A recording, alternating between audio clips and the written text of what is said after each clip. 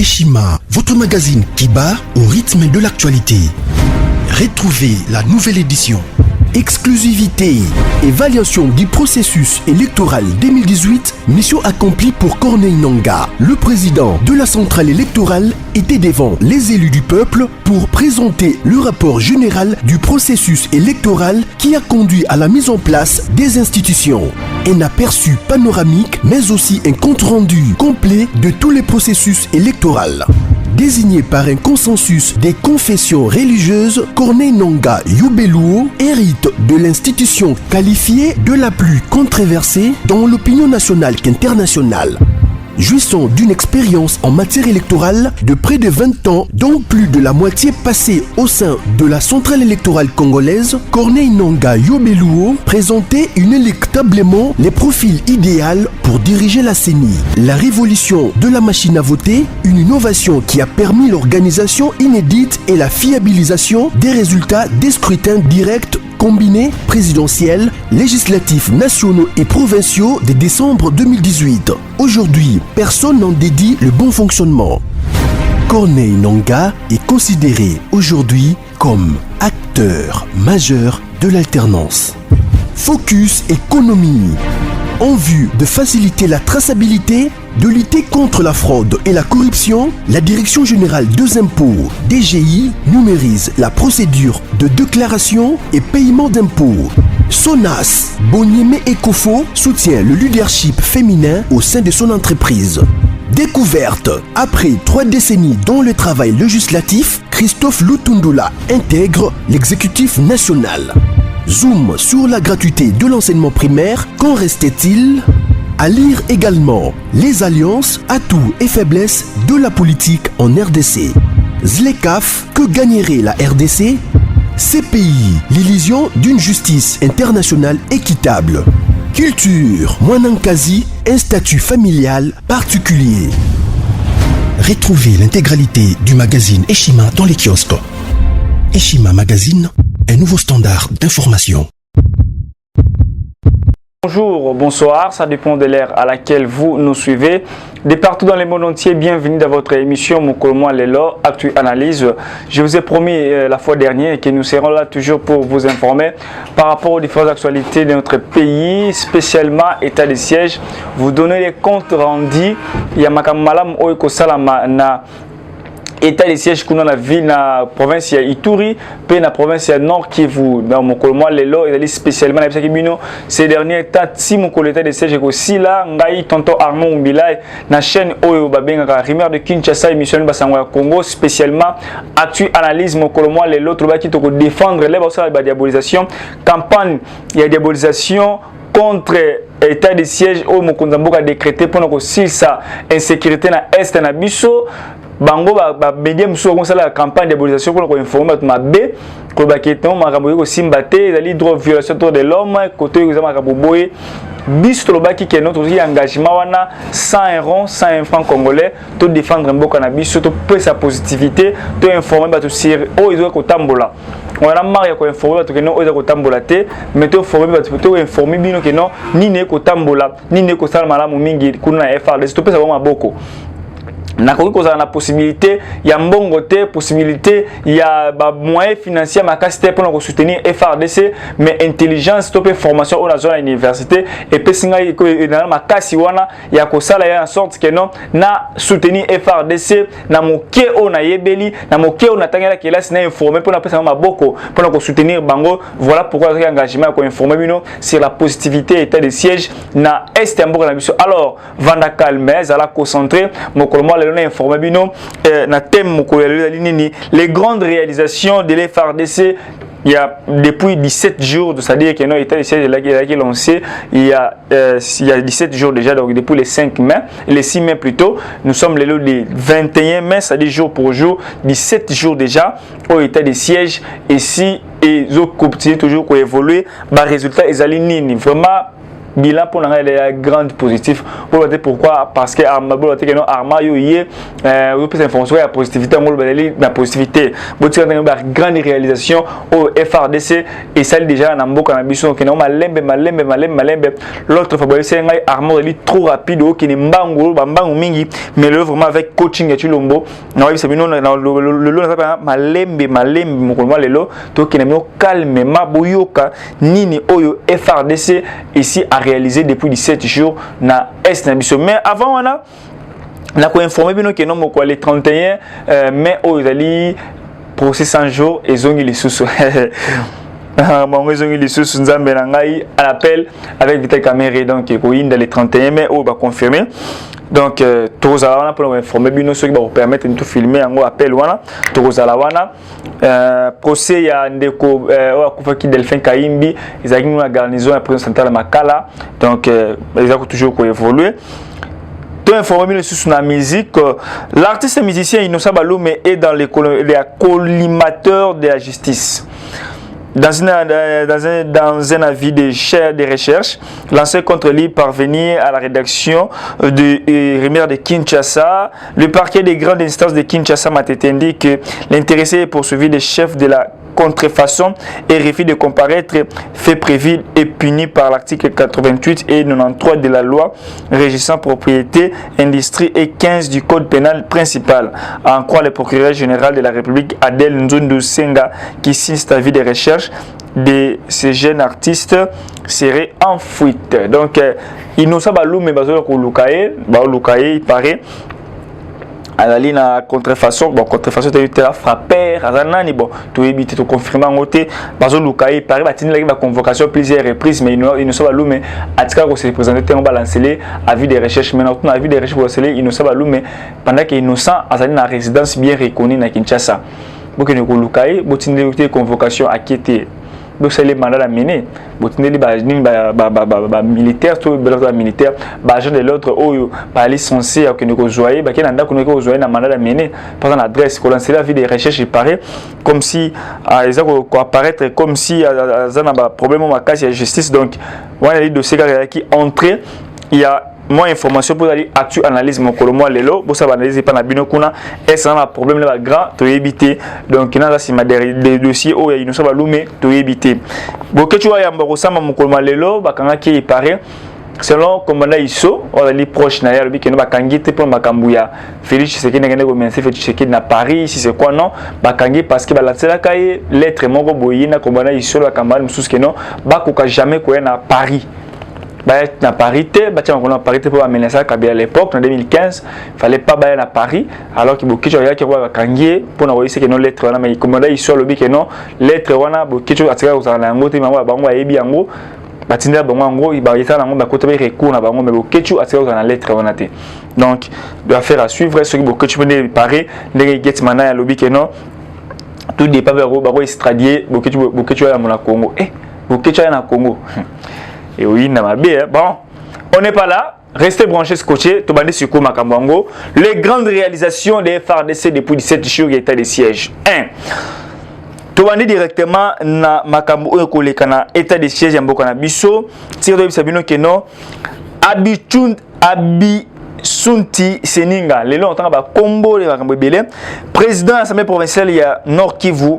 Qu'on a élu à Massissi, Kangi va interpeller qui est lobby, président provincial, va interpeller qui est lobby, jeudi ou tu es cas donc. Va interpeller qui est pourquoi interpeller, il paraît aller collaborer dans un groupe rebelle. Tant que le président Bosso qui quittait les groupes armés, il y avait des gens où va blague. Les lois interpellés qui est à Samba, à la ministre dans l'auditorat militaire, à Samba, n'a pas fait qui c'est que non à la collaborateur, il y a un groupe rebelle, un groupe rebelle qui est Nord Kivu, interpellé qui est donc selon la source crédible, il est interpellé. Dans Makambo, il y a collaboration avec les rebelles au député de siège au sein de la collaboration au groupe armée régulière au Tobenga FRDC mais monsieur sur l'ingité on va aussi collaborer na ba rebelle donc les camboyango c'est passe mingi yango ba interpeller na otanga no texte mo na fin téléphone na otanga no texte oyo bande ko batinde biso parce que ngala na Kinshasa mais to ba confrère ba conseil ba na Liban na mboka na province ba ko tinde sur ba texte par rapport na parce que na 5 ba vraiment bo informer biso pour que to informer ba de balandi parce que nous tout ça temps il y a kokota ba site internet pour na otala ba article ba nini mais botine sur texte on a to kotanga yango pe to kelela mbango mingi pour boyeba. Sans les sources au sein de l'organe délibérant, le président de l'Assemblée provinciale de Nord Kivu, Robert Abichunti Seninga, est convoqué. Donc, il a été convoqué hier, jeudi 20 mai, à l'auditorat militaire des garnisons de Goma pour être entendu notamment sur des soupçons de collision avec les groupes armés. Ndekolangai, vous allez soupçonner dans ma cambouille, vous allez collaborer avec un groupe armé. Est-ce que ça nous sonne pas cité? Pour la nini, c'est la bondoki. Oh, Ndeko Félix Talobaki est allé quitter la sorcellerie. C'est la sorcellerie. Est-ce un moment où vous collaborez avec un groupe rebelle? Quand on va couper à l'Est, je suis béni, je suis béni, je suis béni. Le suivre l'opposition, qu'on traque les rebelles, mais vous êtes toujours pour collaborer avec le groupe rebelle. Et ça veut dire Sony Mingi. Le gouverneur militaire du Nord Kivu, le lieutenant général Constant Ndima, avait changé le vendredi 14 mai de cette année avec les députés provinciaux. Il était question pour les nouvelles autorités provinciales de communiquer avec les dernières façons de travailler en vue du retour de la paix, était voulu par le chef de l'État en décrétant l'état de siège dans les provinces du Nord Kivu et de l'Ituri. Donc, à cela que les députés provinciaux, ne pas PCPC, piste que non, si les gens ont 20 minutes, à samba. Donc, évoluer. Retour au calme na Rutshuru pe na Walikale. Ba FDLR ya Nyatura plutôt. FDLR ya Nyatura ba zali ba kimi ba landi ba kangi misusu. Donc ba kimi et puis il y a la monde comme bisinga mais sinon parce que ba mai ya kifuafua na wanyanga précisément na groupement ya Walowa Luanda kuna ba sengi na FRDC akende kuna na regroupement ya Waluwa voilà parce que zinga ba kombongo moi kasimito otanga yango kuna pe ba sengi na FRDC ba kende ko kanga ba mais kimi ekoti na Walikale Kimi est continué à Rutshuru jour pour jour, 17 jours, motakufite, motabakatiete, massacre salamité et le côté qu'on a Walikale et bien à Rutshuru, les grandes réalisations, il y a FRDC. Les cas l'alerte congolaise pour l'environnement et les droits de l'homme, dénoncé hier na point de presse qui kuna na ville ya Goma pour le parc national ya Virunga et ali siège où est ça que non force irrégulière groupe rebelle na parc là pour ça la autofinance c'est-à-dire qu'il y a la parc qu'on yiba ba minéraux que ko teka ba kanyaka ba mbongo pour se soutenir bango na bango pour ça la autofinance ko so ba arme ko corrompre tout corrompre banani pour yiba donc ECDH ba ote ko dénoncer ango kuna les grandes réalisations toujours il y a FRDC depuis 17 jours où il y a état de siège 26 000 déplacés au RFA le Bélamote RFA le Magambote 26 000 déplacés sont retournés donc na village na bango 26 000 personnes dans le village na bango pourquoi là qui na bazamba bakimaki bakaki colonisé par les groupes rebelles mais là na makasi ya FRDC 26 000 personnes bazongzong ba village na bango entre autres monsieur Akimeng na village ya Nobile monsieur Akimeng na village ya Bugundo monsieur Akimeng na village ya Kitura monsieur Akimeng na village ya Luwa Muli donc ba village hollandais bango ba kimaki bazongzong ba village na bango bazalaka 26 000 personnes ba kima ce que donner 26 000 personnes ba kimaki na village na bango kombi ba kufa kinanzela combien ba kufaki na nzala combien ba rebelle ba mai bango combien makambo etambola ki malamu mutu mpanzi wana lelo FRDC ayi kopesa kimia to pesa maboko to soutenir bango pour musala kitoko ko sala makuna bokanisi sili terrain silitaire l'armée a détruit 4 générales général oyo ya groupe armé les généraux plutôt j'allais dire oyo ba zalaki traqué na Bouirwa et bango bazali capturé kuna et puis des autres bazali tués par na plateau ya Ruzizi na Uvira. Donc na plateau ya Uvira là kota Sud Kivu pe bon état de siège ne côté na Sud Kivu té elle ba format il y a état de siège. Obi Félix Tshisekedi Tshilombo est grand stratège. A obeta bino plan mo bokino isa boui mais il y a une stratégie à coulisses.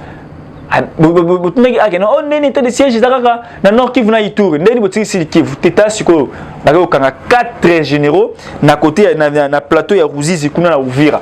Na Uvira za na Sud Kivu. Bako kanga bango kuna bakangi bango mi demiso ngala kima ba baré bango. Oui, faut moi bango. Parce que là bato ba bonga bende on a biso à congolais ba bomaki bango. Donc bokani c'est Silitin et Silitin na tourner sur page makambo ze belenzan belanga FRDC makambo FRDC Longonia FRDC Boko Kene Malamu.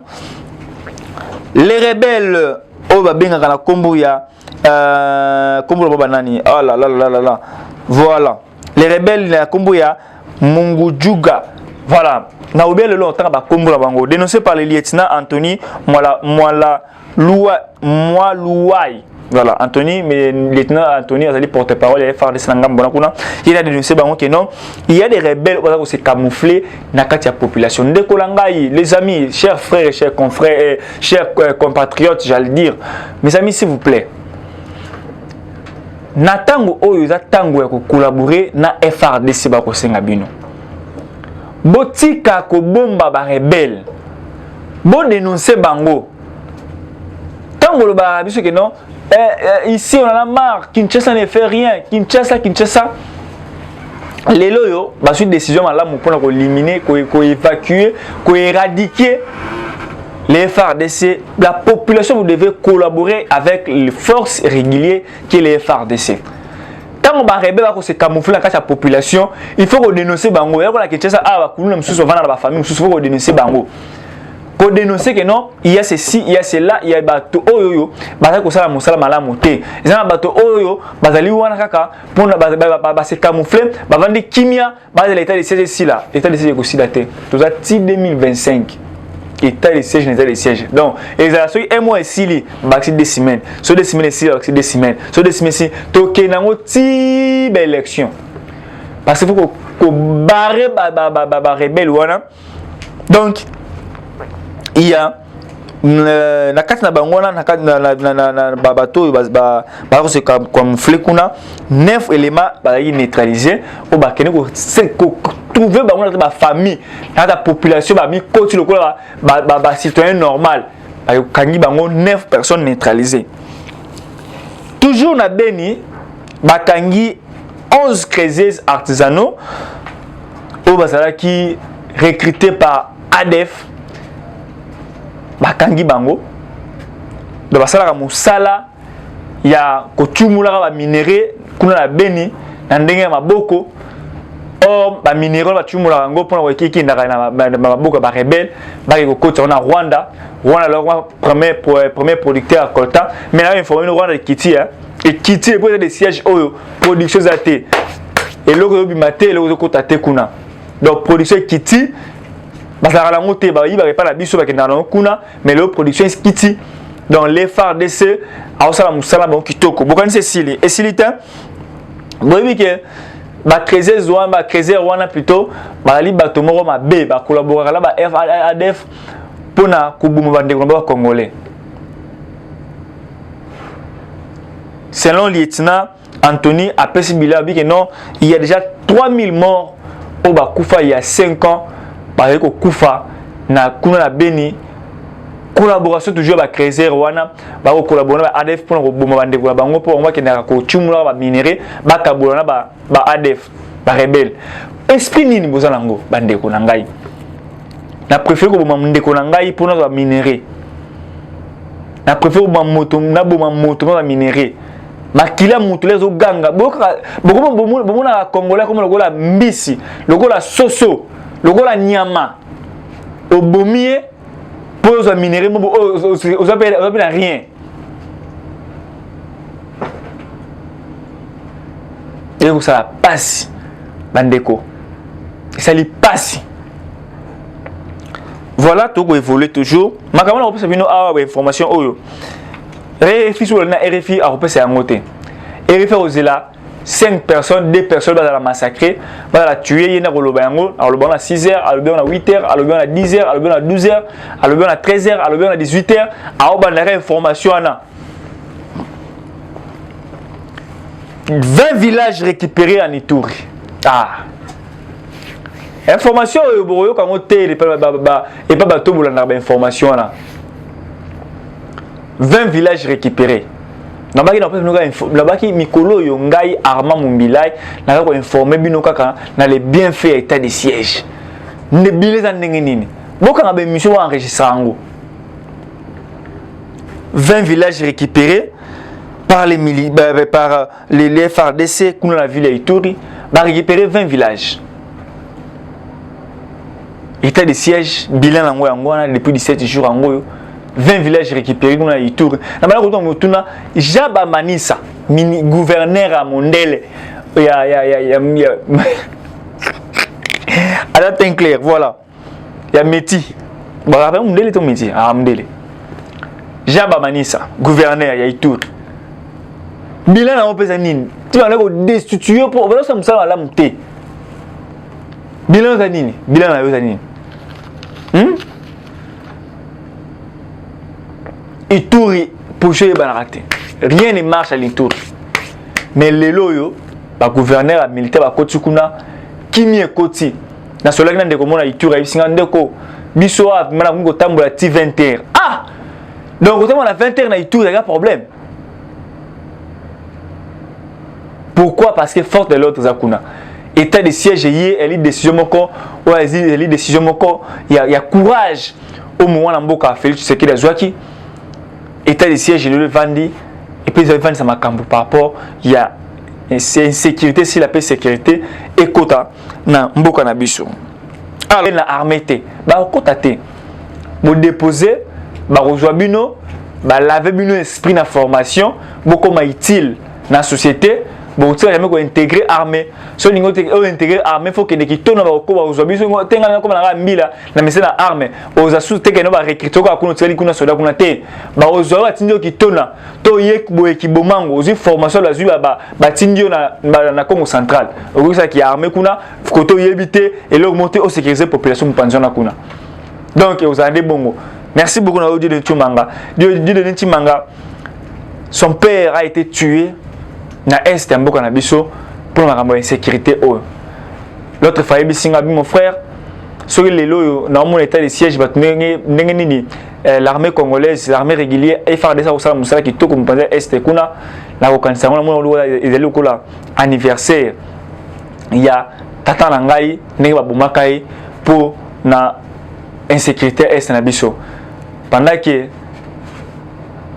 buna pour na est ambuza la sécuriser ba traître ba infiltré FARDC ba assassinat le quoi ba assassinat ba dundala donc abi FARDC ba simana bango ko soutenir bango bokanise sili et silité lieutenant Ndai Zeye Yvon chef des renseignements il y a FLR et FDLR ba kangiye lelo yo FDLR a Sambwe moto yo apesaka ba information FDLR azara lokola ngumega jeune mais ali chef en renseignement il y a FDLR lelo yo FARDC et kangiye ama beaucoup FARDC ba ko tuni ba question sur ça ba aventure au subir conséquences et état de siège bande balandi bokanisi sili et sili na noté FARDC azali kocha kimia na mboka to pesa wa maboko to pesa wa makasi to soutenir bango bo moni wa ba député ba mobiliser $500 pour soutenir FARDC ba sénateur ba mobiliser $1500 pour soutenir FARDC ils ont la solidarité nationale et honorable Ngoyi ou asali pour mobiliser déjà $26,000 de côté pour soutenir FARDC. Wali bande ya mboka, wana kati ya mboka. soutien total à FRDC. Cette vidéo, on a sali au Mokolalelo. Actu analyse les grandes réalisations à FRDC. Partagez en go. Et comme la FRDC, au moni en go, partagez en go. Bamon n'engani toko soutenir bango. Ma casse tableau à pinga bo trahir bisoté. Bon a droit à RRT. Tu vas lire si malabino biso peuple congolais. Toko soutenir bino FRDC. Tu as si malabino FRDC. Toko peut ma casse. Ndeko monsieur lieutenant Anthony. Merci pour l'information.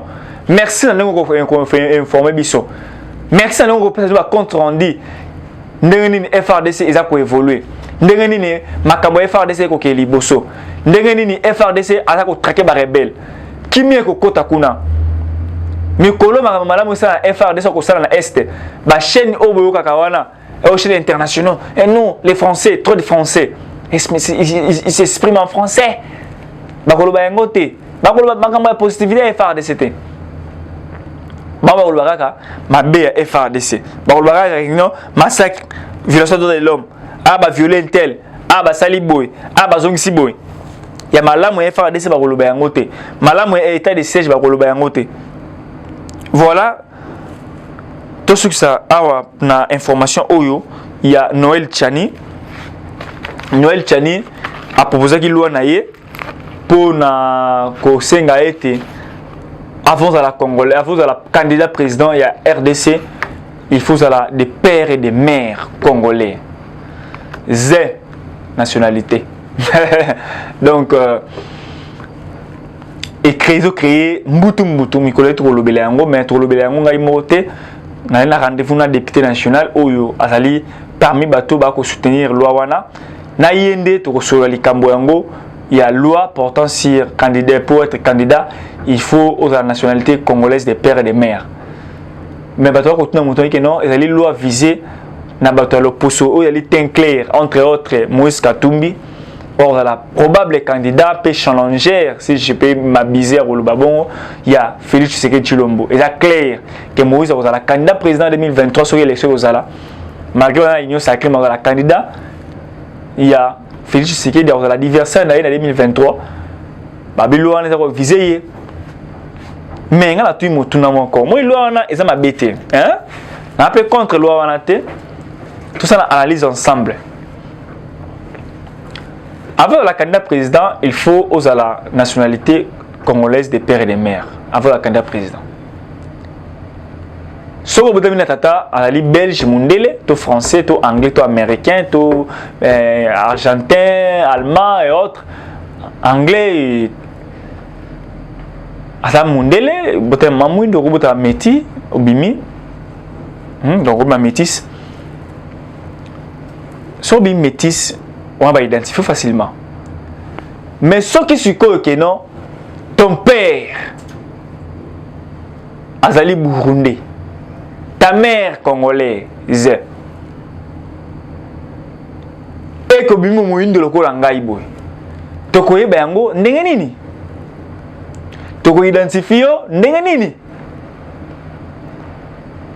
papa na yo congolais maman na yo camerounais baboti na Congo toko yeba ndenge nini kozali na ndambo ya camerounaise ndambo congolaise que pour nous mon poto moindo bon identifier yango lolenge kani ba question ande to retourner yango député to yeba loi en ce que l'équipe pour identifier ba tabongo lolenge bongo ndenge nini parce que moto la métis est facile pour identifier ba pembe alors moto la moindo lokola ngai bon identifier bongo ndenge nini et loi moko ya malamu mingi oyo eza ba contrôle malamu boto la pe négativité lango est-ce que parce que ils ont lutté contre les étrangers, c'est-à-dire les 100% congolais pour lutter pour protéger l'intégrité nationale. Et ça est malade, mais pour identifier les noirs, moto a na papa moindo, maman moindo. Pour identifier les qui est étranger. En fait, à l'étranger, mais à la nationalité, Moussou est Libanda, la nationalité Moussou est Kats. Pour le monde, Moïse Katumbi, son père israélite, maman est congolaise, il paraît. Monsieur le papa est israélien italien, maman est zambien. Bon, il y a un peu de métis bon. Alors, Facile à identifier Mouyambu, facile à identifier Patrick Bolonia, facile à identifier Mouyambu, à identifier Olivier Kamitatu, à identifier Mindele wana, c'est-à-dire Milatre, Métis wana. Facile à identifier Bango. Alors biso à Mouindo. Net singa na lo baboy. Il semblerait que non ceux qui ne disent non, il paraît exemple un peu si que maman langa congolaise, papa langa azali na nigériane. Donc identifier biso ndenge nini? Pena boto na Congo, na Koli na Congo, na ba lingala bien. Na ba nini Kimbuza bien. Nzawei, bangala nyeso bola na Nzawei. Vous avez donc loi on a fait de décortiquer en gros. Prenez rendez-vous déjà pour le rendez-vous, tu as rendez-vous des petits mots sur le Cambouango et loi on a tout développer en toi si mon père Noël Chani, tu sais fixer rendez-vous déjà semaine prochaine, tout ça émission Noël Chani pour te banner à identifier en gros. Et puis merci beaucoup à l'équipe technique aux Alak Nassima. Il y a caméra, na pesimbo na yo Chilombo, mbote bumayo, Rancine, na pen je suis lelo changement salami, j'en suis la machine madaga dakadon qui yango ko matula romanula yango, pas ko manula qui to mingi, na pesimbo te na Terry Amos depuis Villa Ottawa kuna na Canada, na pesimbo te na bandeko nyonso na biso dilonene chimanga na pesi mbote kuna na ville ya Allemagne na pesi mbote na Osé depuis Allemagne na pesi mbote na batu nyonso tout o balandaki biso mokolo mwa lelo to ko mwa bino mikolo mazali koya ceux qui sont na zongité prenez rendez-vous ce samedi avec pasteur Guilbo Kola nous serons là en D donc il a toujours na t-shirt il y a FRDC na lati yango na battle na répression qui to mingi to za biso e mokolo yango ya samedi pour lobela likambo ya FRDC to pesa vraiment beaucoup les sous pesa mokolo malelo retenez que non chaque vendredi actu analyse spéciale état de siège tous allons pour informer sur l'état de siège ndenge makambo ko tambola mboka na biso ceux qui sont dans la zone été à nous revoir prochainement.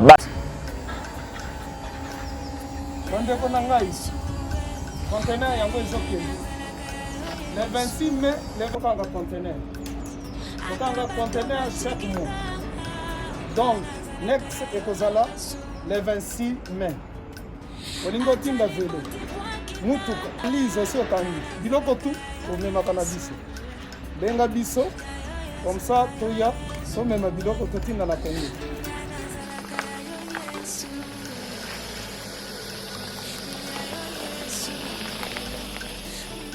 Bandeko kari yango oyo touti kozongo ezokende Kinshasa ozana mutuka pesa biso ezoke. Merci. Le 26 mai mosusu ekwende ya 2021 otozana ngo donc tosalaka chaque mois oza besoin na carton benga biso biso monene yango moyenne yango o moyenne yango na carton na biso ya moke dans 3 dimensions. Onyo solingo tinda benga biso tozozwa ba vélo tozozwa ba valise mituka tozozwa donc eloko tout tozomema na Kinshasa. Merci beaucoup. Mutuka vélo salon biloko ndako biloko tout tozomema donc vous hésitez que bobenga biso tozala na pona